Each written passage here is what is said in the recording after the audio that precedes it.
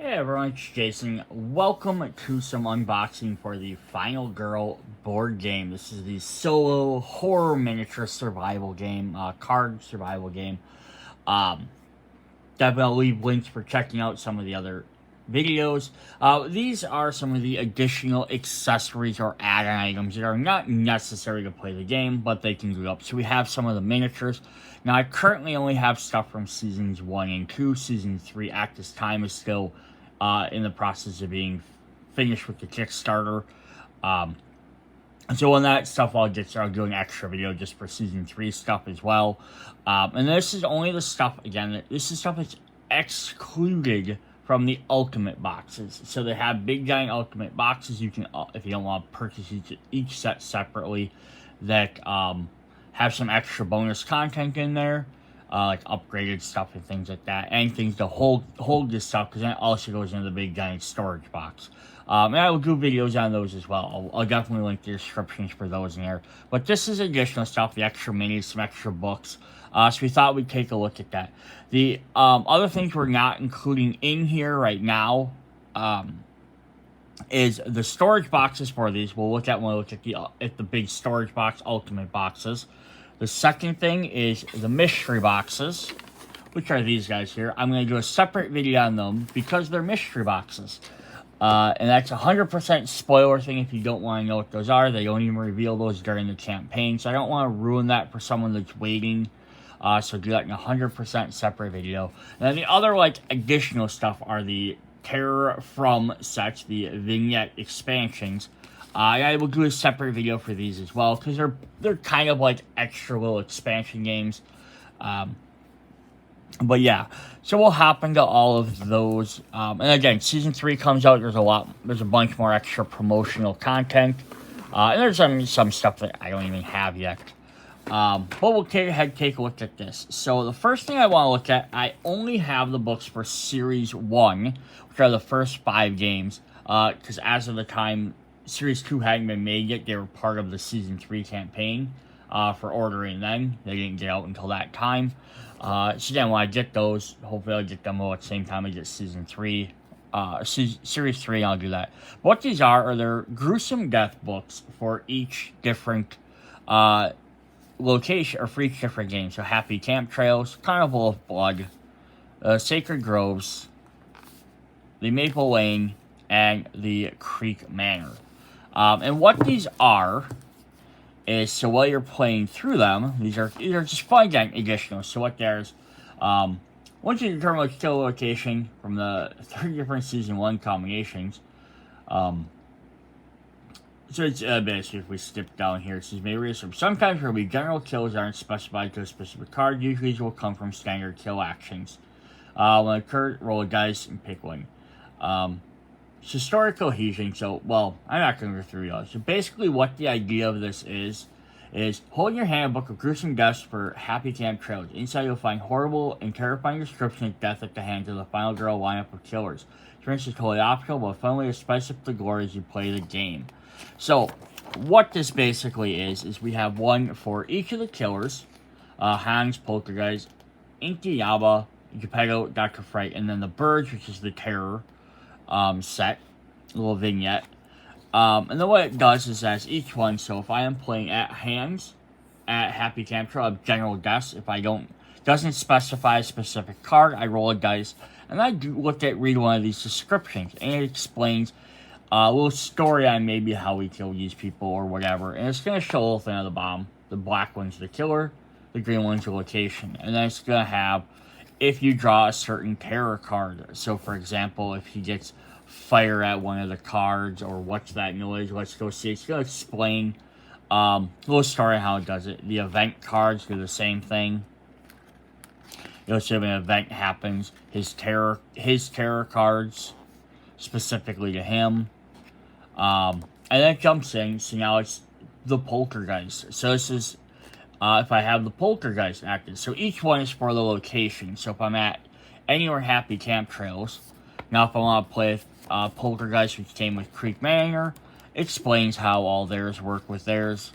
And then it's the Poltergeist Terrors, which will be different names. And it goes through for each one. So you can have Inky Yaba, Geppetto, all the way up through if you even bring in the birds, which are really fun.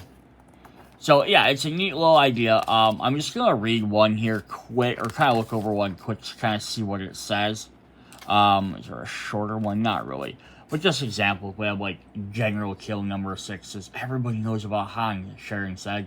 But yeah, it's just me. Let's keep our cabins tonight, said Nick as he shined the flashlight down the trail. All I'm saying, we need to be careful, Shang continued. Nick trekked on, determined to make a point. After a few minutes, Shang had stopped talking. He turned around here, but instead saw the legendary Hans in flesh. Where's Shannon? For his last words, a gruesome hammer swung into his side. His ribs cracked when the impact hit the ground. Pedro eyes saw it, the last hammer blow as it crushed his skull. So yeah, the idea is just while you're playing, every time one of the victim falls to one of the killers for whatever, or falls for any reason, you can flip this book, read it, just make the game a little bit more immersive.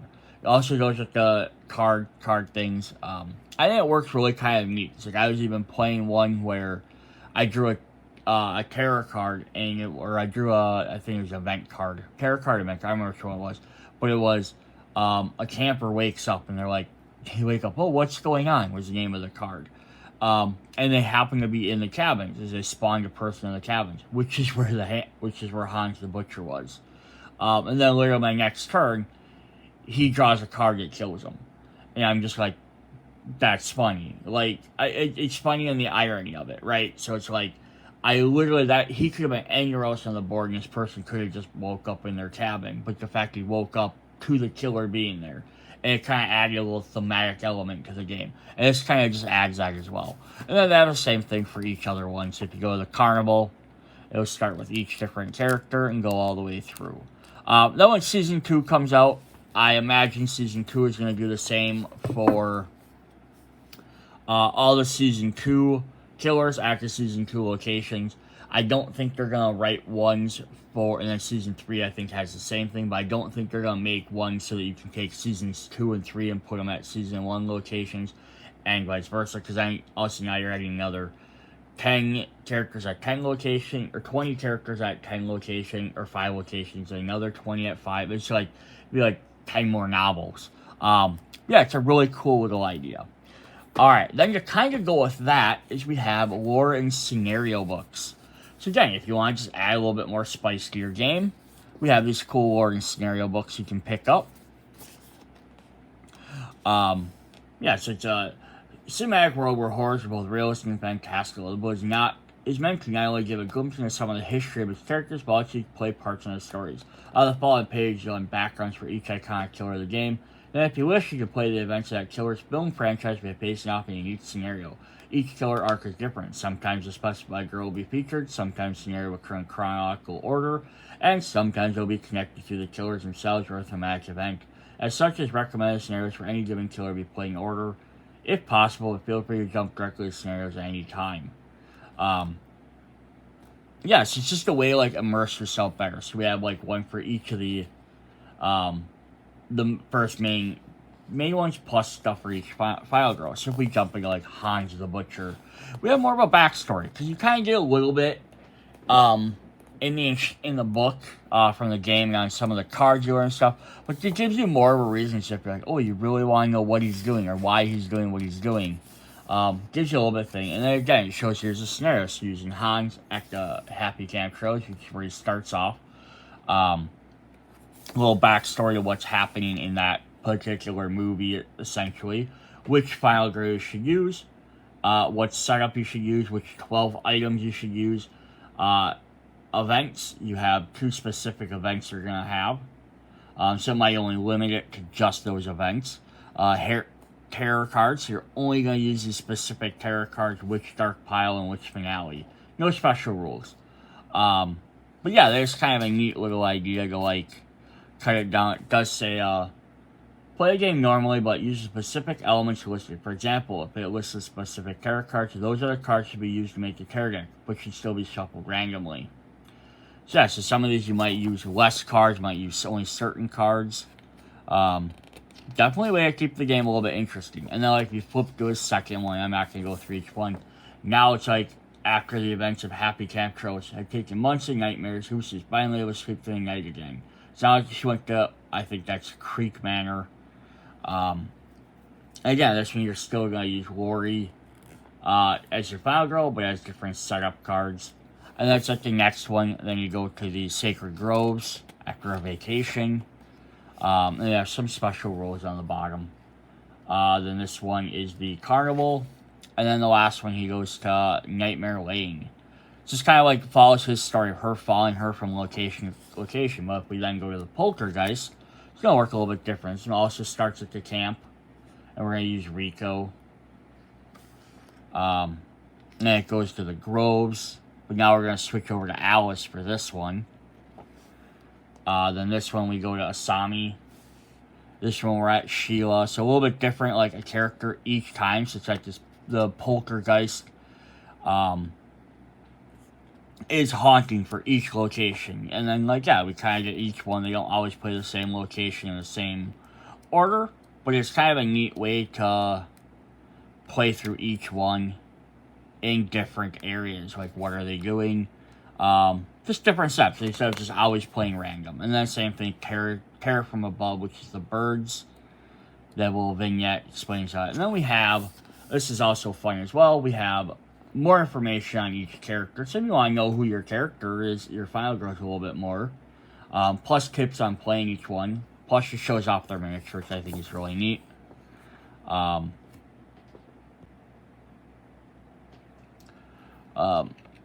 Yeah, so I do like that as a neat also way of like, hey, if you kind of want to know an idea of like, kind of explains your ultimate ability, like what you should be playing for. Like, Selena's is easy to unlock. If you can save victims quickly, find useful items will be much easier.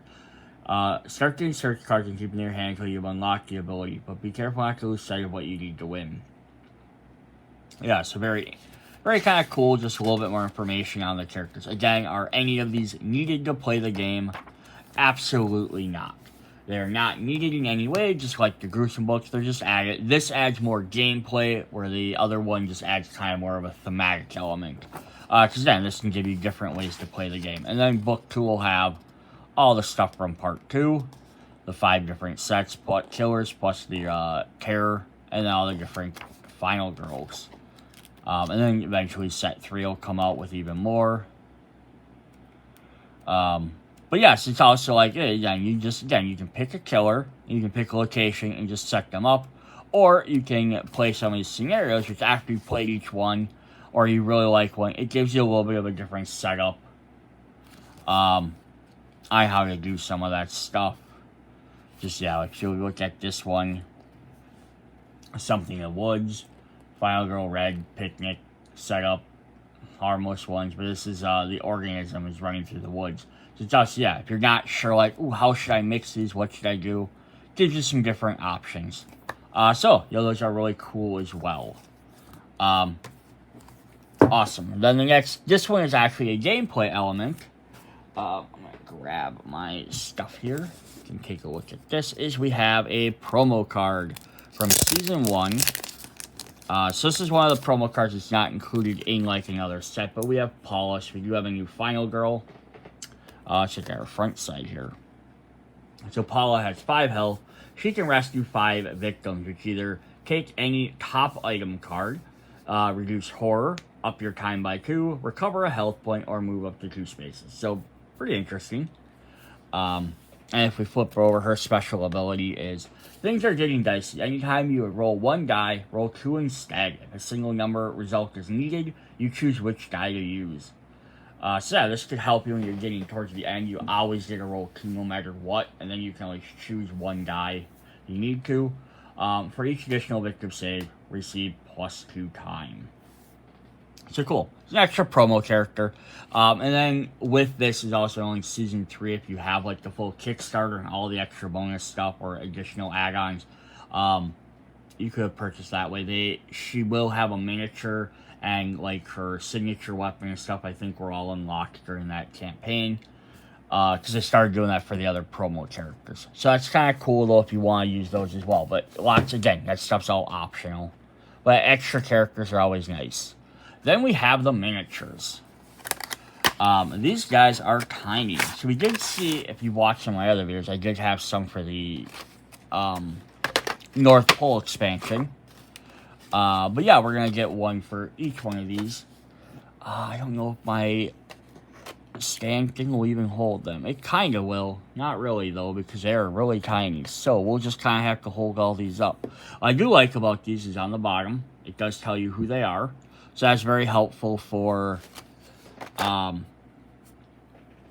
figuring out some of the final girls. So let's see if we can zoom in on these guys. I might not be able to get super good photos. They're very detailed for how tiny they are. Sorry, I'm not going to get purple. This is Dr. Fright, the Freddy Krueger equivalent. And we have Inkabaya, the Avenger. So now I was wondering on her, is she supposed to, or it's a him, I keep thinking it's a her. I wonder if this is supposed to be just like a tribal shaman type character, or if this is also supposed to be like a reference to like Predator. Was my other thought. Then we have the Poltergeist. This just replace your meeples again. Not ever necessary, but it's kind of cool to have a little character that you can tell. You can tell which one your killer is right away, which one your final girl is versus a red or purple meeple. So there's Hans the Butcher, which is our Jason Voorhees. And then we have our last killer, which is Geppetto.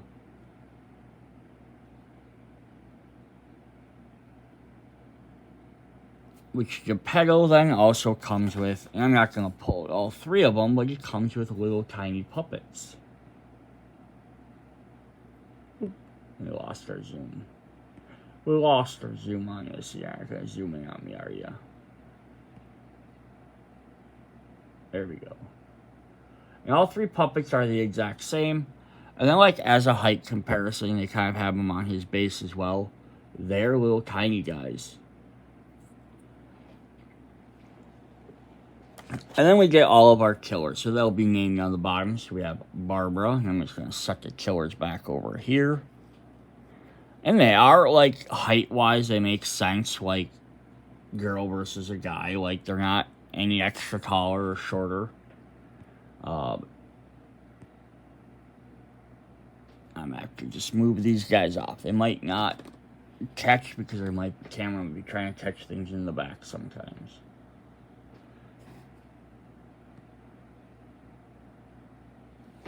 I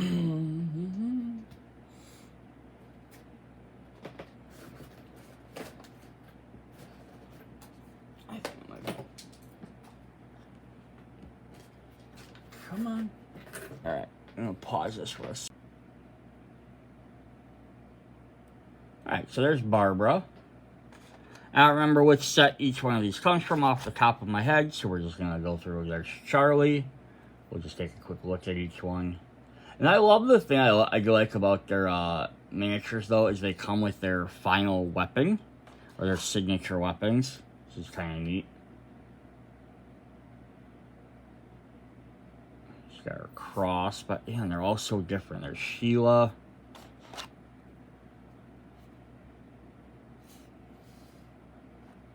Or most of them come with their final weapon. She doesn't look like she's holding anything, but that's Melanie. And we have Alice. She's got a shotgun. But I do love the aesthetic of every character looking very different. Sami. Who's running around with some daggers. It's the detail even on like the sweater. Like they have all the lines in the sweater.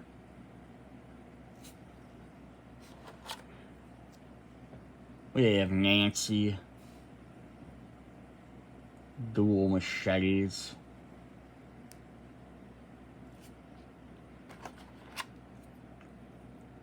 Lori, who is our the first one from Hans's Happy Camp Trails, has her archery bow. I don't like the fact that she's just holding arrows, like she didn't grab a backpack or a quiver. uh, Adelaide. Why am I not saying this name right? Adelo. I'm not even gonna try. I've said it before, and my brain just doesn't want to process it right now. But she's got a trash can and a baseball bat, very urban. Got two more here. We got Rico, or Reiko maybe. She's got her axe. And then they're all kind of like, sort of in like, in Selena. They're all kind of in just like badass poses too. Like, not like action poses, but they're all just like steady kind of thing for the most part. And then the last miniature we have is we have little Carolyn from the Poltergeist. So she's actually just an extra token. But it's neat that they have her in here. I also like that her hand is kind of up. So if like we grab, and she sits next to another person. She is smaller because she's a child. That's fun as well. So that was season 1. Then we also have, you can get season 1 vehicle miniatures. So if you want to pick these up, they replace the tokens for all your miniatures for season 1. And then these now, there's 2 different ways to store all this stuff. If you just have one of the boxes, they'll have the little trays on the opposite side of the cars, and you can definitely put all of the you can put all your tokens in there. Or alternatively, you can if you get the big box sets, you can put all of them that actually have a storage box for it. So when we look at the ultimate box set, you'll see that. Otherwise, there's room to store all these right in each set. So if I open up the Happy Camp Trails, I can go ahead and put all my miniatures right in there. I will grab a box and show you what I mean after I go through Series 2. But here we have, for Happy Camp Trails, you get the little motorboat. Doesn't even list it on the bottom, just in case you forget this is a motorboat. For Maple Lane, we have the police car. Then we also get the bicycle. Now, these aren't size equivalent to each other. They're not the size equivalent to the people. But they are nice because they're not just, hey, look at the... Yeah, so you name all of these for some whatever reason. There's a golf cart, though, for the carnival. But yeah, they are neat because I need to have a little 3D miniature on the board. Here's the helicopter for Creek Manor. But yeah, we put them next to these guys. They don't obviously fit size-wise.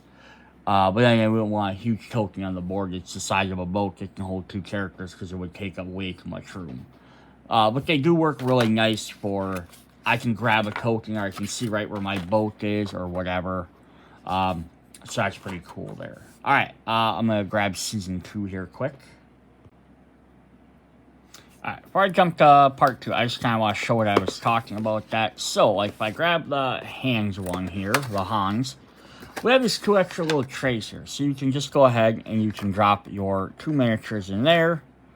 Or you can put them both in the same one. Now, there's going to be some room. When I got the North Pole set, they actually had a little extra foam squares you can put in there so they don't bounce around. If you get the box sets, the feet are called special cast and crew, or some of the others. They're coming out with other sets to hold each different thing. They will actually fit in there a lot nicer, then they won't bounce around. But that's definitely one thing you can do. You can set these guys right in there. I already have all my cards sleeved for this set because I did an unboxing early for this. And then the same idea is you can flip this over to the other side. And in the other side where I have some of my tokens, I can drop my boat in there. Then that way when I go to play this, I can pull it out. I already have all my tokens and stuff ready to go. So it's definitely one way you can do it. They did, like I said, the ultimate boxes. Just take a quick look at that. Show you what I'm talking about there. They have these cast and crew boxes, which if I open this up, it has a spot for each of the different final girls plus all their cards. So you can put all them in there. then that way, hey, I'm looking for all my final girls. I have a spot for them, and then the like boat and the killer, or the vehicles and the killers can, as of right now, with the ultimate boxes, can just be with their own set. And that way, I'm playing as Hans or I'm playing as location. I got that. If I want final girl, I can go pick through all of them, but I don't have to dig through each box looking for them in each set. So that is what those guys do. Then let's look at Series 2 quick. Series 2 has a couple more miniatures, because we have there's a couple more killers in here. Not more killers, but more numbers of killers. Let's look at some of our final girls quick, if I can get them out. So we'll zoom back up on this. So we have Jeanette. I know these ones are a little bit more themed sets as well, because we have like the Arctic set and we have the space set. So they're gonna have a little bit more outfits that are not your standard, just kind of like general schoolgirl clothes or whatever you call it. We have Veronica here.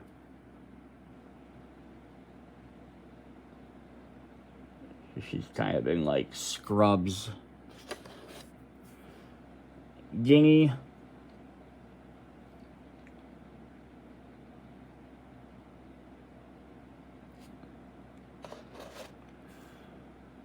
We have Red.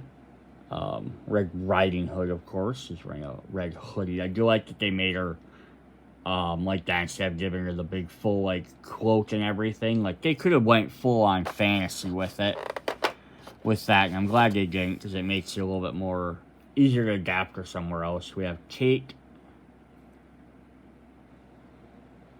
Like as opposed to Mrs. Claus or the elf, right? But even those, you could argue if you really wanted to, you'd be like, oh, maybe they're part of a, you know, we have Ellen here. You'd be like, oh, they're part of like a mall display or something. But then again, that also has a full fantasy theme. If you're going to the workshop again, you could argue that was like set up at like a mall or something. But either way, we have Patsy. Double-barreled shotgun. Again, the detail on these are crazy, especially for how small they are. Okay, I'll have a couple more killers. We have Uki and her Malamute. I forgot what his name is off the top of my head. Carrying a test tube there. Ava. Another baseball bat and trash can wielder. I don't know what she's exactly attached to the back of that trash can to. Gretel. Just she does get a little bit more of that dress style, which is kind of same. But again, it still works. It's not, I don't think it's over the top. Ghoul knives. Heather.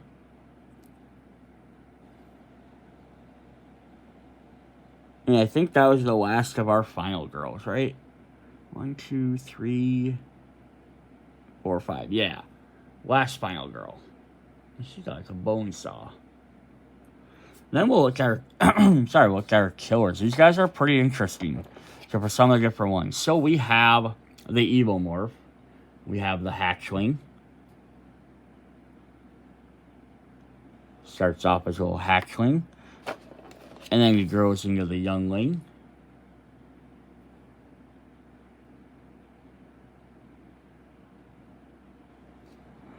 And then he eventually becomes the adult.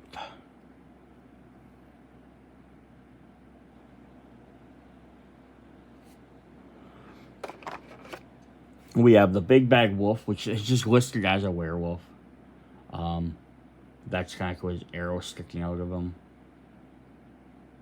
A little bit more fantasy looking style than the other guys.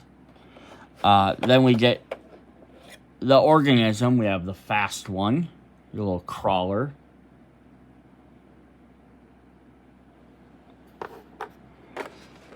We have the tough one. which has a big old jaw on them. You get 3 different ones of these guys that attack.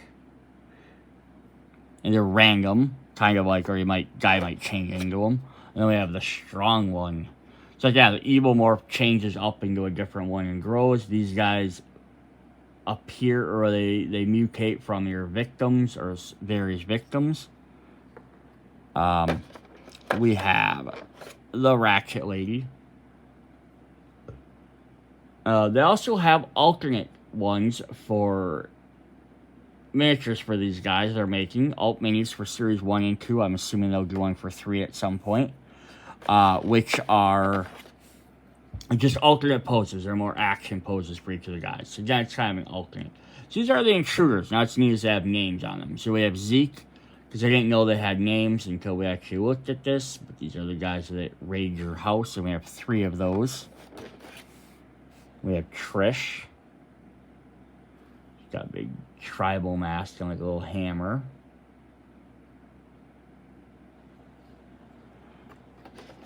And we have the last one, which is Baghead. Doesn't even get a name.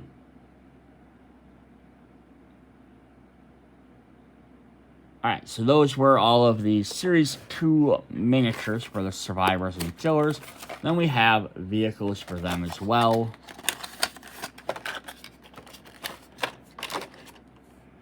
We have the Kick Scooter for Vanguard Cottage. I love that little scooter there. For Station 2891, we have the Arctic helicopter. To differentiate from the other helicopter. That one also gets the Steedozer. So we get 2 for that one. Whoops, I knocked that guy off. For Wolf Asylum, we get the Gurney. Get pushed down the hallway. For USS Conrad, we get the Superloader. Very aliens. And then for Storybook Woods, we get the Raft. So those are all of the miniatures for Series 1 and 2. Then the last 2 we will look at are the vignette ones. Alright, then the last 2 miniature boxes we're going to show off for this video are the Terror from Above and the Terror from the Grave miniatures. So these are the little vignette sets, which are, again, there's the little tiny boxes here. So they're just the cards. They don't come with the full boards. They don't come with extra killers. But they're kind of swarms of characters. So we can see on the back here, we're going to get 24 single bird miniatures or 12 triple birds. Or the zombies will get 15 singles and 3 hordes. Again, necessary? Nope. But we're going to have a lot more miniatures instead of just tokens. Sometimes miniatures are a little bit easier to move on the board a lot. Kind of like having meeples. Just because you're 3D and you can pick them up. So definitely see that. Plus, we're going to add to the immensity of having these on the board. So if we move these guys over, so we have like a little zoom back in on here. Let me get these focusing a bit. We have a set of triple birds. It doesn't say anything on the bottom there. And then we have a single bird. And these are kind of a pain to get out of these packagings. But we did show, when I showed off the thing holding all the file drawers, they also had a spot to dump all these miniatures in for each one as well. So that way they had their own extra little thing. And we have the little birds as well. So yeah, you're going to get a full tray of all the birds. Zoom back out a little bit. You get you a decent chunk there. And then the same idea with the zombies. We'll get a tray full of zombies. Now, they're all the same model, same look. So, like, each single is the same. Each group is the same.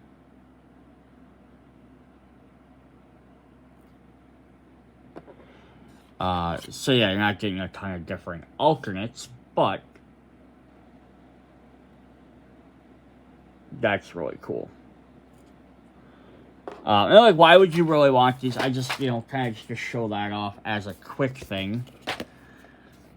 So, for example, we'll take the zombie one. A little bit easier to grab out. So if we have our... Might need to back this stuff up. Aim my camera down. So yeah, we have our Camp Happy Trails here, location. And we start summoning zombies on the board. And I don't have any of the other meeples or stuff out at the moment.